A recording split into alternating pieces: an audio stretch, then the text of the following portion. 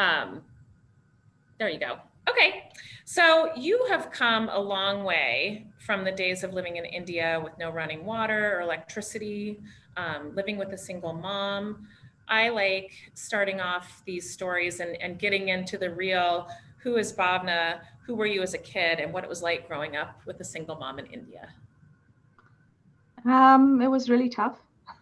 That's the bottom line. Actually, I'm proud of my mother. So my biological father was, I always say, not a very nice man, but I'm not talking to my 2-year-old anymore. So I should just say was an alcoholic and actually abuse. Many women would put up with the kind of violent abuse, but my mother didn't.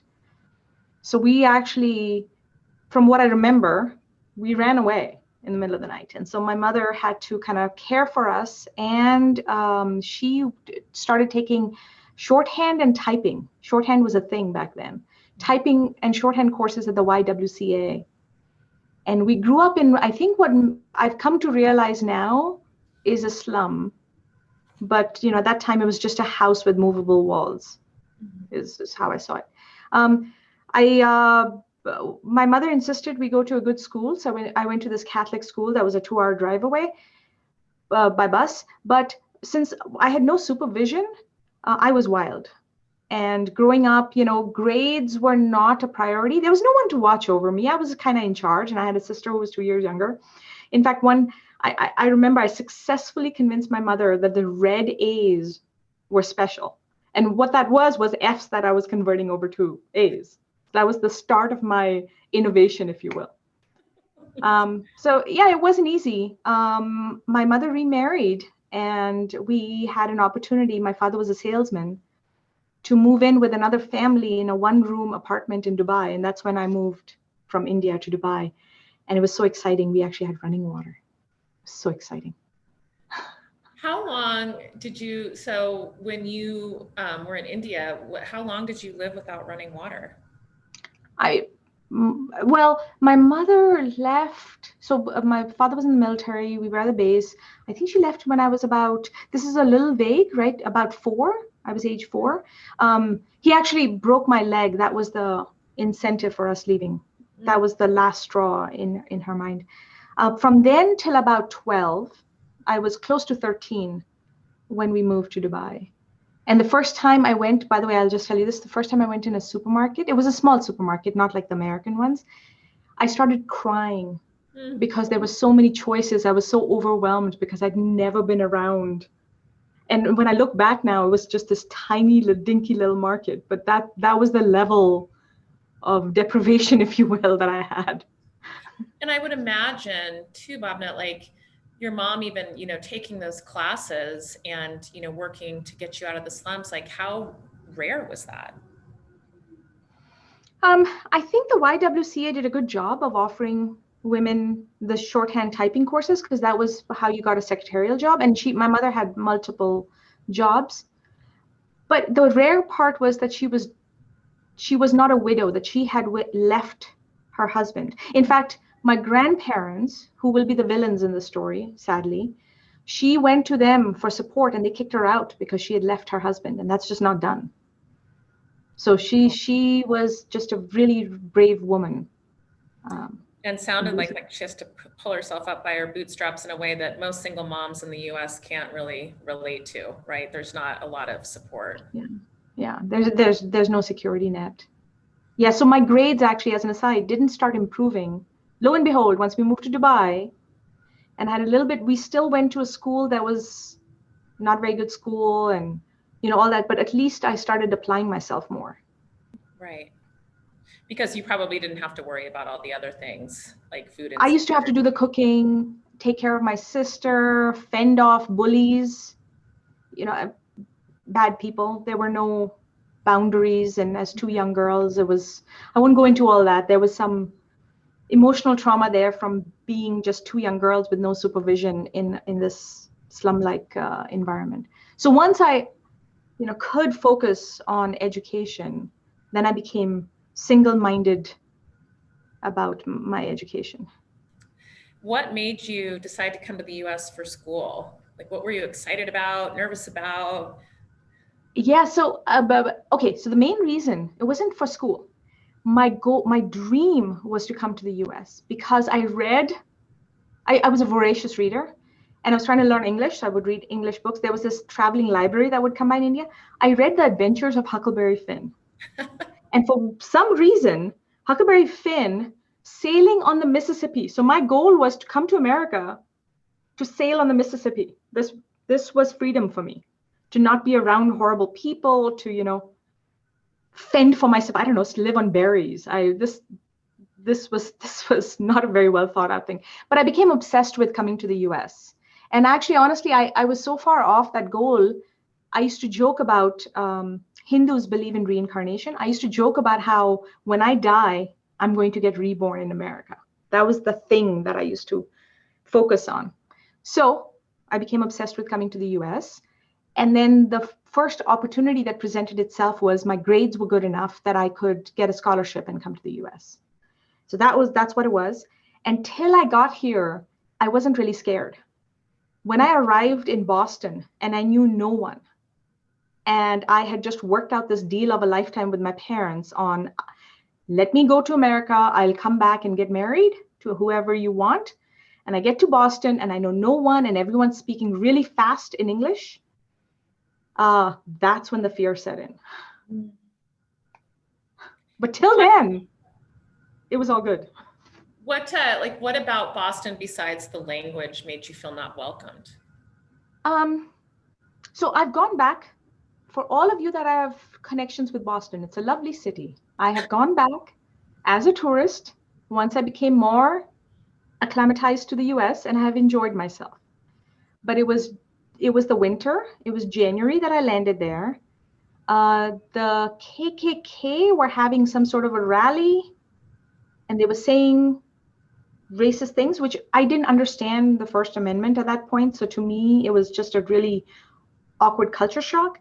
And then it was the city. Boston University is in the city, and I just didn't know how to navigate. I didn't understand, even though I knew English, I'd not spoken in English. So I didn't quite understand everything. So it was just and no one would talk to me. I tried talking to people randomly on the street and no one was friendly. So that's how it was. Wow. And then go ahead. I had applied. So back then we didn't have computers, right? Remember those days? So I'd had a book at the American consulate that I'd just applied randomly to a bunch of universities. I knew nothing about them. And I'd applied to University of Colorado Boulder. And I'd gotten into all these universities, several of them. I didn't get into MIT, much to the shame of my family, because good Indians get into MIT was the joke in my family. Anyway, I got into CU Boulder, and just randomly from Boston, CU Boulder was giving me the best deal from a scholarship perspective, and they were willing to take me later because by now semesters had started. I arrived here. It had just snowed. It was magical. I went to the University of Colorado. The computer science department was small. The dean of the computer science department took a personal interest in helping me. Maybe I looked particularly sorry, and found me a dorm room. His secretary showed me around.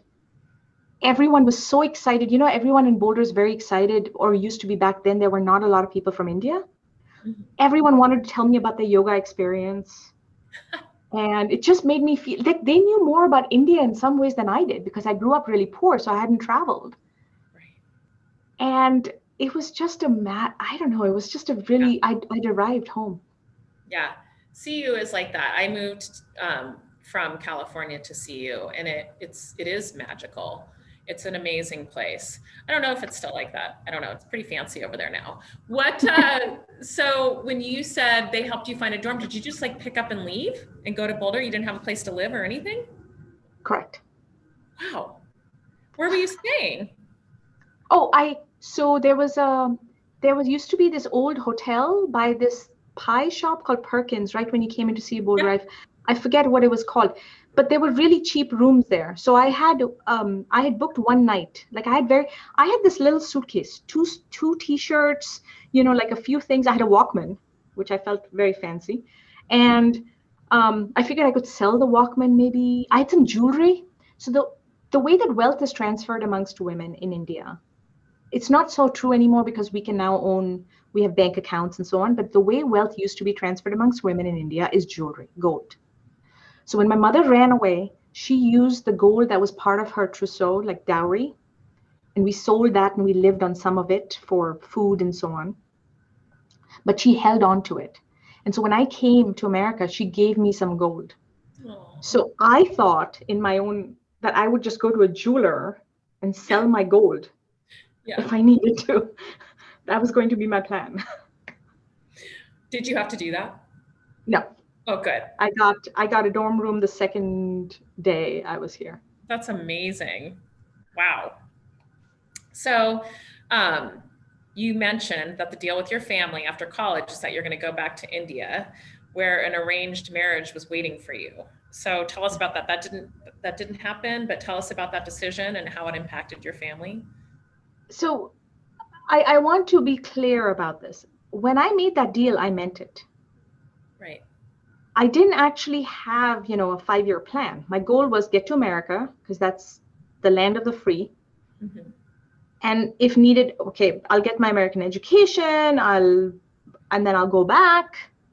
And actually, then I would have had to ask my husband for permission. This is an old fashioned. This is not true anymore. I don't want to give anyone a bad idea about how Indian society is. But in my community back in the day, this is in the 90s. So I came here in 1993. I was then going to have to ask for permission. If my husband allowed me to work, maybe I could be a little financially independent. That was my goal. Partway through my college education, a professor who tells me now that his wife used to always worry about how much he was influencing me, but I'm glad he did and listened to her.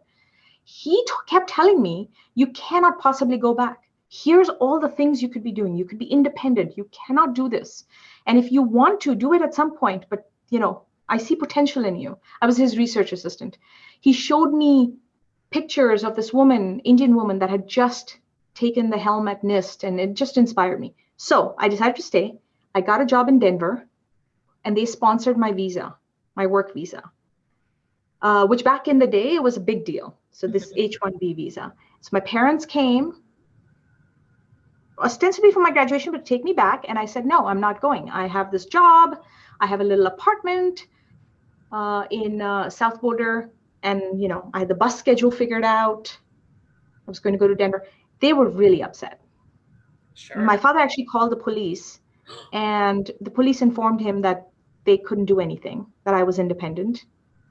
And, there was nothing they could do. And they did disown me for a while through that. And so then I was truly alone. I mean, I'd always been alone. I didn't know anyone in America. I'd made some friends, but I didn't have any family here. Mm-hmm. They came around. So you never went back, though? You didn't go back to India? I went back to visit once I was safe. What does that mean? Once I was financially independent. Okay. And I had married. Okay. So what we call a love marriage. I met someone here, American, and I married. And then I did go back. Okay. Gotcha. So that meant that you could, if you had to leave, you could. Yeah.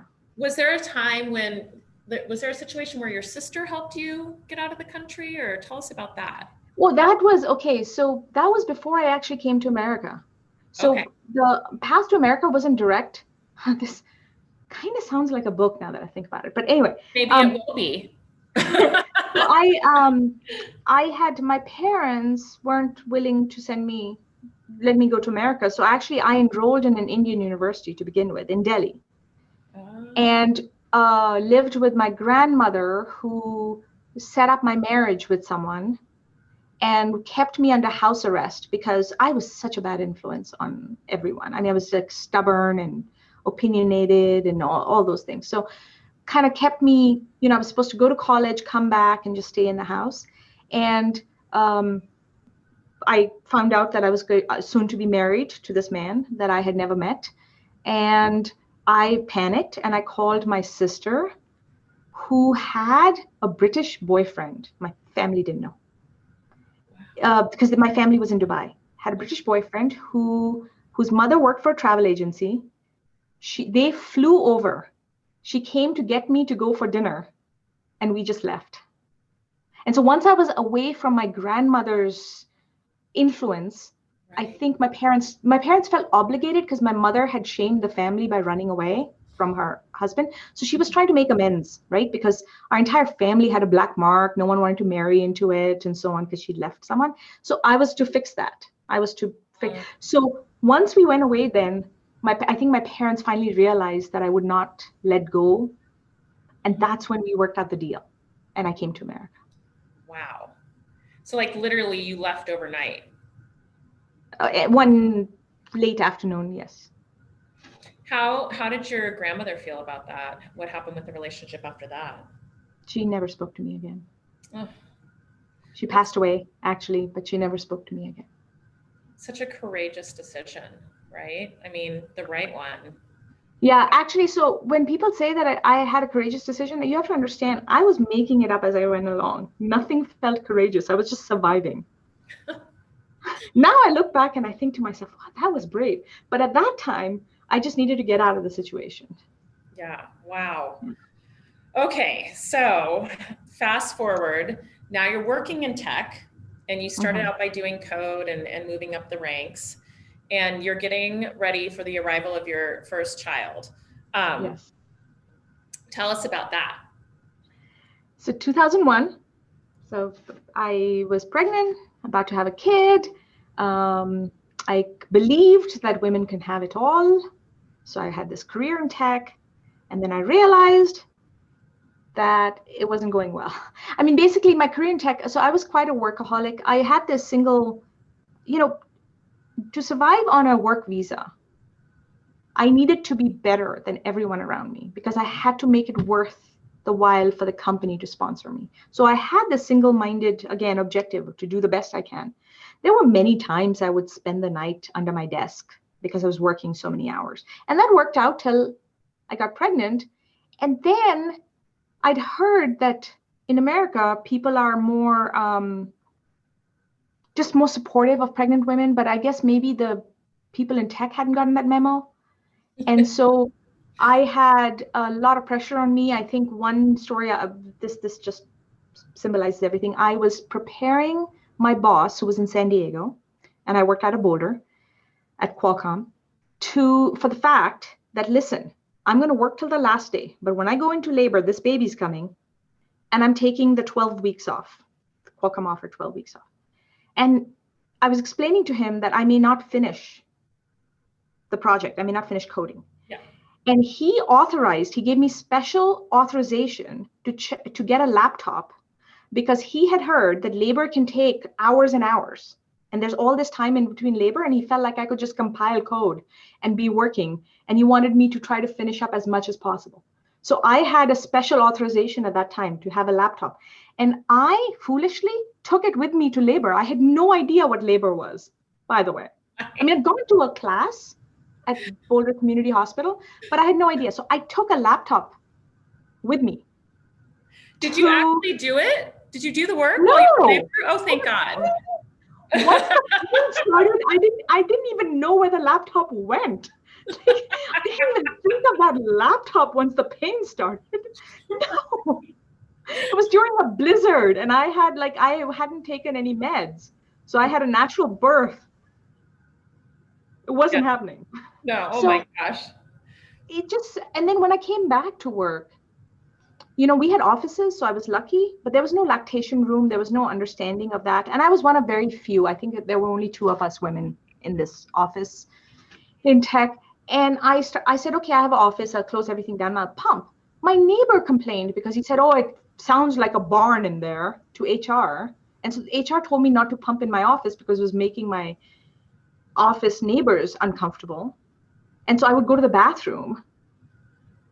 And actually, with my first kid, unfortunately, I didn't keep up with breast milk as much as I should have because of all these pressures.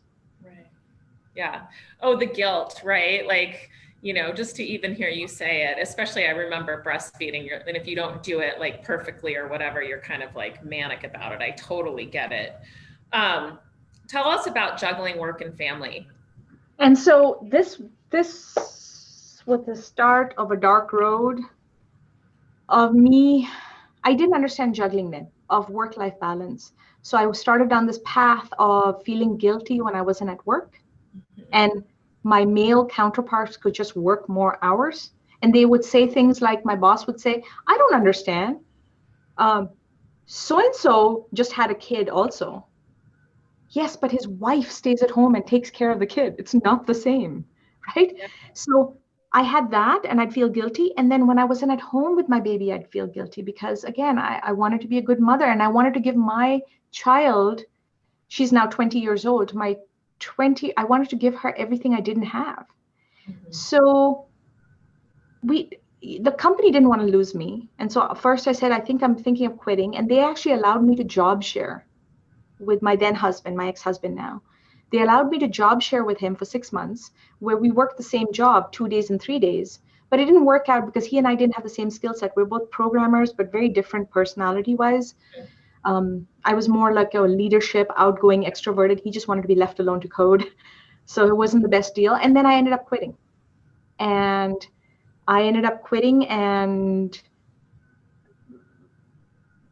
prioritizing, I knew I wanted to have a second child, and I just wasn't going to do the same thing through pregnancy that I did with the first one. So I wanted to take time and be pregnant and spend with my first child before having the second one. So that's what I did. How long did you stay home? 2.5 years. And then my ex-husband decided, actually, the reason I went back in was not for some noble, I need to have a career situation. It was mainly money. My husband then had his company, his startup went under. So he decided to start his own company. So we came up with this deal where I'd go back to work and make the money that we'd invest in the startup. And since he was at home, he could juggle that and get some childcare while he's working, but be around.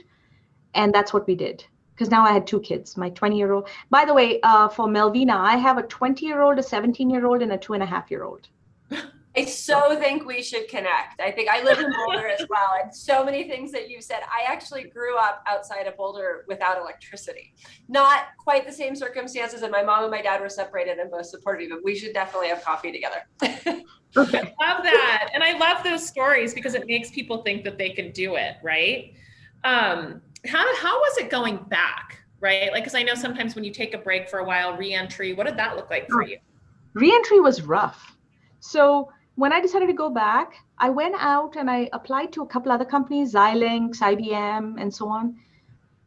But I lost my nerve. I had these noble ideas of how I was going to study and do all these things when I was off. But when I was with my babies, I was with my babies. And I was trying to give them everything I didn't have, right, growing up. So when I went back in, I picked Qualcomm because I knew I could do that. What I wasn't prepared for, all my peers had moved ahead. They were managers and they were higher titles.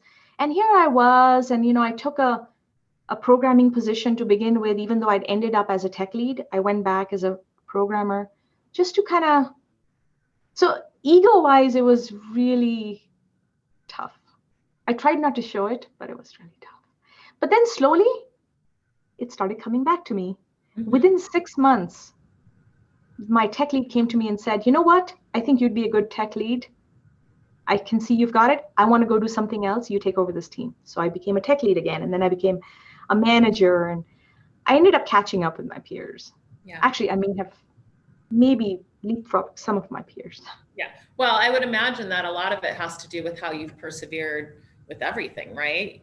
So you have that perseverance mindset. Soon after I came back, so just as an aside, a couple of years after I came back, I did go through a divorce. And so in a strange way, I was not in a bad shape, financially independent, but then I was now a single mom again with the 2 kids. So that was that's when I learned to juggle. So you asked me about juggle? Yeah. I had not figured this out, but the key, I'm convinced, and I do this now, is to not try to balance work and home, but to just use the ebbs and flows of work and home and not feel guilty. I still feel a little guilty sometimes, but to weave in family and work. So yes, sometimes in the evening I work, instead of spending time with family. But then other times in the daytime, I'll take time off to go do something with family. So it's kind of like a juggle thing. Yeah. And I think, we talk about guilt as women. I think you learned a good lesson that sometimes you're going to be a really good mom and sometimes you're going to be a really good leader, and can't always do them both at the same time. You just have to weave them in and out. So That's exactly right. You are, like your story is so inspiring as far as overcoming challenges. And I think, we need to hear this right now because we're all in this kind of overcoming place. So that, the work and, India, those aren't the only challenges that you've overcome. You've also had breast cancer. Can you talk about that? Yeah. So when you said overcoming challenges, it was all preparing me for that and what's happened last year. This is how I feel. So again, single mom with 2 kids, trying, getting my career going at this point for a few years. I was fairly young, age of 36. I was diagnosed with breast cancer, and my mother is a 2-time survivor. And so it was a ticking time bomb. We knew there was something potentially. My sister's never gotten it. But I got diagnosed fairly aggressive. They wanted to rush, get the mastectomies. My mother actually flew out for a certain time to take care of me because there's just no way. With the mastectomies, I was just really out of it. And I had some nerve damage. And so I wasn't allowed to drive because from time to time, I would just start spasming and pass out. And so I was not safe to be alone with the kids. Unfortunately, I actually passed out a couple of times at work as well during a meeting. It's very interesting how people reacted. They just treated it like nothing ever happened. I would come to, sit back in my chair, and I still remember this one time the VP is like, so where were we? No one wanted to acknowledge that I had just come off of these mastectomies and I got reconstruction and I'd barely been back and I just passed out. Oh my gosh, Bhavna, that is crazy. I think people don't know, cancer has this like weirdness around it, and people don't know how to react with people that are striving through some sort of adversity. And I refuse to let it get me down. So I was always in a good mood. I set a goal for myself. After I had my surgery in November, my reconstruction, December, January, all that stuff. In March, I went on a backpacking trip in the Grand Canyon. Not all the way down, because I couldn't have handled that. Down to this place that's a mesa. That's an easy backpacking trip, but I did it. So do you think that doing like setting goals like that has been a trend for you as far as like getting through tough times? Like, you talked about reading Huckleberry Finn and like that, you had that goal of going to America, and then, you had the goal of being financially independent and staying. Like, does goal setting help you? It helps me and it hinders me because I've become so tuned to set aggressive goals that my husband will tell you I can be quite annoying. I set a goal and I become single-mindedly obsessed with that goal. And sometimes that's not always a good thing. So I've come to recognize through some therapy and introspection, I've come to recognize that what's gotten me here is not necessarily what I need to do all the time. But it helped me then. So I came back from my cancer, positive attitude, and I got promoted to director. I think less than a year after that. So, Oh, I had that. I was like, okay, I got that to show. Plus, I was trying to set the tone for my kids, right? My older kids, that you shouldn't let stuff like that get you down. So there was that. And then the last year with COVID, with working from home and everything that's going on, my husband had a stroke last year. Turned out he had a hole in his heart. Now, remember, we have a 2.5-year-old, and I was, working. As you know, it's been stressful for all of us to have to put in all this time. And he had a hole in his heart. He had to go through surgery. And I had a cancer scare. Even though I've had a mastectomy, they monitor me all the time. They saw a dark mass in my chest.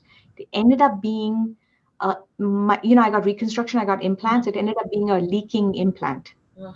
which I've never been so happy at the prospect of a leaking Yeah, implant. right.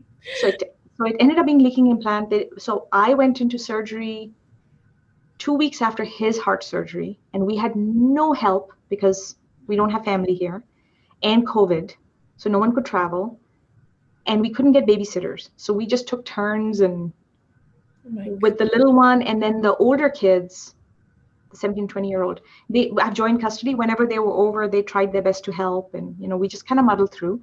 And then, but I'm so excited about this, I just got promoted to senior director. So I must have done something right through the year. Well, I think you're doing lots of things right, Bhavna. How is your husband? Is he okay now? He is fine. Actually, he's annoyingly fit. So it turns out, he and I have a friendly competition. So it turns out that the hole in his heart, which we didn't know he had, was actually preventing him from achieving boulder level fitness. Yeah. So when we'd go do climb a 14er, I'd be ahead of him and I'd be all excited about it. But now they fixed the hole in his heart. He has a little device in there, and his oxygenation rates are so good. He's just killing it on the Peloton. Oh my gosh, I'm so glad that he's doing good. I know what you mean when you say Boulder fit. Going to Boulder and like working out or hiking, I'm like, oh my gosh, I don't know if I can keep up. You are amazing. A couple of things, like, what do you think? I want to say, like, what have you learned during COVID and the global pandemic? But you have such a crazy, like, full circle story, like the pandemic, COVID. What has it all taught you? Like, what's your takeaway? First of all, I couldn't have done it if I hadn't figured out the juggling. And briefly, while I was talking, I saw something go by that said work-life integration, same concept, with the teenagers getting, frustrated, the mental issues, unfortunately, our teenage children have had with remote learning, and then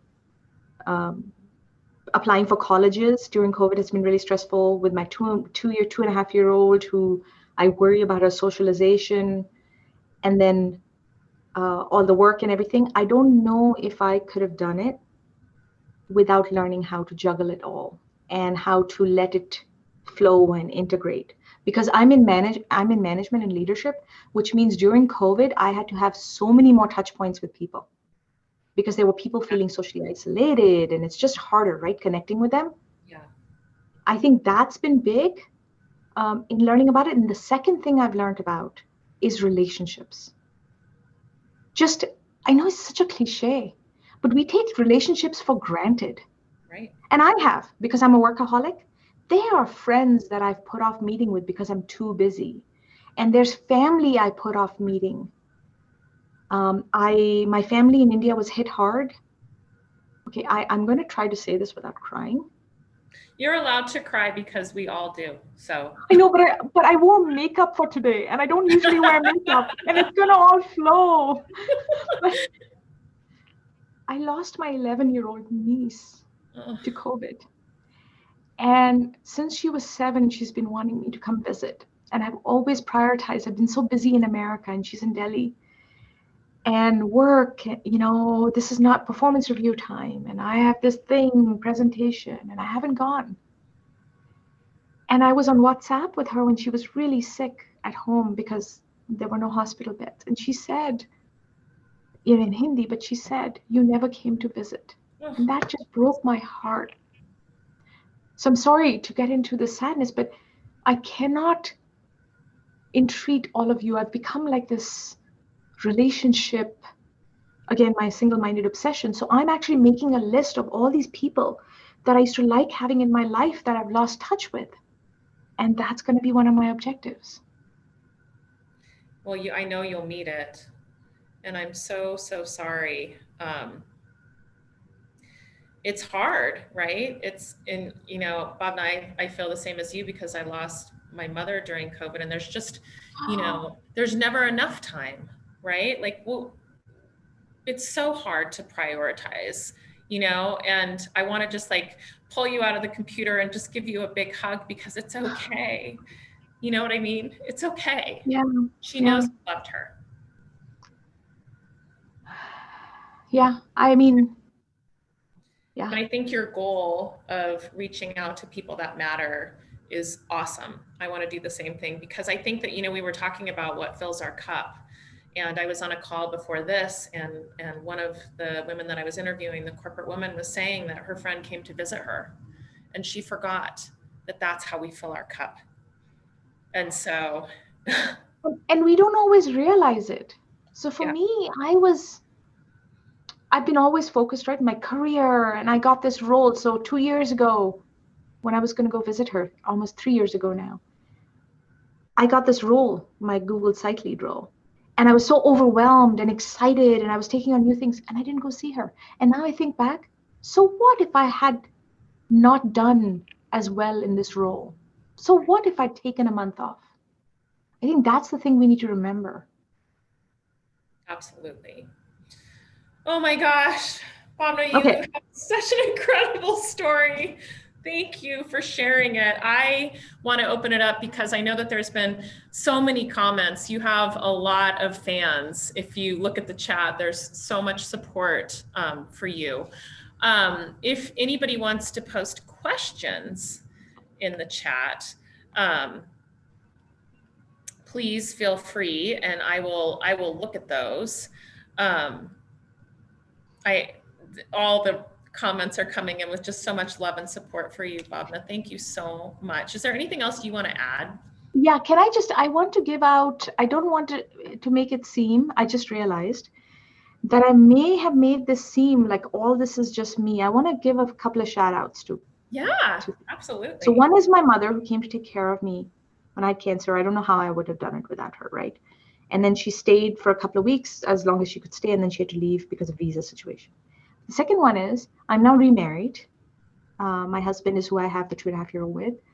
The man quit his job 2 years ago to become a stay-at-home dad because I had gotten this new opportunity, and he's a software engineer and he worked for Amazon, and he, in my opinion, he really stepped up and he said, listen, we talk about equality. Let's just make this a financial decision. You have this more high profile role. I'm going to quit. And so he quit his job and he stays at home. And I talk about work-life integration because at the end of the day, even if he's stay at home, she also still wants mom quite a bit because, moms are moms. But I couldn't do it if it weren't for him. I just wanted to give that shout out to him. Yeah, I mean, it's amazing. We call them Renaissance men at the Chamber, the ones that lift women up, and they're so important, right? So I'm so glad you have one. Okay, I'm going to call on Molly McClurg. Do you want to ask Bhavna your question? It's so much better if you ask, so she gets a chance to see you and meet you. Sure, I'm so sorry, Bhavna. I'm having some trouble with my camera, but I'll just ask you here. Yeah. I was wondering, your story's so incredible. I'm wondering what nugget of truth or what guidance you hope your children would take from it, or what guidance you would give someone who's looking at your story and looking for, guidance or ways to structure themselves or things to look out for. Yeah. So it's interesting because my daughter reminded me recently when I was frustrated with her that she's actually taken something from my stories. My daughter wants to follow her dreams and go move to Korea and teach English as a second language there. And I am all nervous for her sake, but she said, what I took away from your life, Mom, is to follow my dreams. I'll make sure that I'm financially okay because I'll teach English as a second language, but I want to pursue this because it's important to me because, that's pretty much what I did. So that's one thing, Molly. Is I like that my daughter has argued with me, fought with me, and called me out for being a hypocrite, which I was being, and is now going to go pursue her dreams. So that's important. The other one that I always point out, people, it's great that you have 5-year, 10-year plans, but just the success with what I have done, I am not where I thought I would be, right? If I'd had a plan, is figure out where you want to go and just think about the immediate things you need to do to get there. And don't sweat it if where you want to go changes after a while, because that's just how my life has gone through. So I've chosen now when people ask me, what's your 5-year career plan? I don't have one. I'm just going to figure it out in small steps. I mean, it's good to have ambition. Awesome. I love that. Natalie Russo with First Bank. Natalie, are you on? You want to ask your question? Yes, hi. My question really revolves around what do you feel are the challenges today in your specific field in technology, or maybe more broadly, just other fields that have typically been male dominated? What do you feel is the challenges today, and what do you feel like there's been a pretty good amount of progress in better supporting women in these fields? Yeah, yes and no on the progress. So if I just even compare my experience of being pregnant and having children in 2001 and 2003, and then 2.5 years ago, 2018, there has been so much progress, specifically in my work, right? Google, going from asking me to code till the last minute and then giving me the 12 weeks off. And I thought that was just amazing. Google gave me a month off before I was due and 5 months off afterwards. And then I was allowed to ramp up at 50%. And Google's not unique in this. There are other companies doing this. And so there has been progress. I think that's great. What I'm worried about is that it has become trendy for companies to talk about DEI and how they're supporting women. And companies sometimes treat things as check marks instead of actually doing things. So, Melvina talked about Bank of America. I was really excited to hear about that. You've prompted me to want to change my banks, Melvina, after talking about this. But, in payments, we're looking at democratizing payments. So there are some things that we're trying to do, but the problem is the decision makers are still mostly men.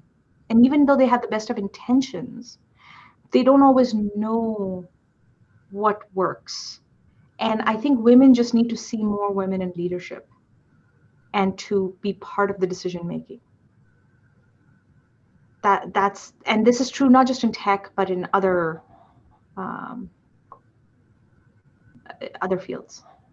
Sorry, I got distracted by the chat. I didn't know. No, that's okay. We have one more question. Jamie Vandenberg has a question. And while Jamie's getting on, I just have to read this because I think this is so funny. From Marissa Furman, your husband sounds like a freaking gem. I'll tell him. He jokes with me. He always says he's the wind beneath my wings. Oh, totally. Jamie, are you still on? I'm here. Hi, Bhavna. It's so nice to see you again. Hi. And I live in Boulder too. I'm so excited when I meet women executives in my hometown. So thank you for living here. I was curious. I think probably most people on the call have learned about the pay gap, specifically the gender pay disparity in particular industries. I think technology has been near the top of that list. Maybe finance is another one, where I work at Bank of America. And I'm curious, to the extent that you can share, do you believe that gender pay disparity is still a present issue in technology from what you've seen as a team lead, or maybe there's been some progress made, if there's positive news to share there? So yes, I think there's a disparity, but mainly to do with the fact that we women are not asking for enough. So let me just go back. At least in the tech world, the way that gender pay disparity is being handled is to have pay increase decisions become algorithmic as much as possible. So they're trying to take human beings out of it. So in tech, at least, it's all based on the level you're at and the tenure and all that sort of thing. But here's the problem. For someone like me, when I started at Google, it didn't even occur to me to negotiate my salary. They offered me something and I was like, whoa, I'm so happy. Wow, they think I'm worth this much. And I took it. And then I became a manager at Google. And almost every man, even when we offered them way more than I was offered, would negotiate their salary. This was like a understood thing. And so they're starting off, some people are starting off at a higher base. So now there's talk about actually trying to reconcile that.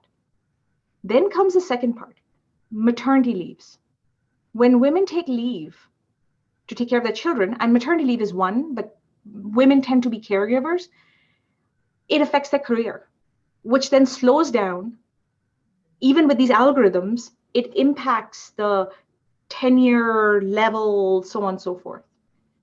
After I'd been at Google for a year, I will tell you, I won't mention names, but I became painfully aware that my peer was earning way more than me. Do you know how much courage it took for me to actually go talk to my boss about it? And I kept trying to justify. I'm like, listen, I'm not greedy for money, but, you know, so I think we have a ways to go. The companies are trying. I can say this for my company, we're trying.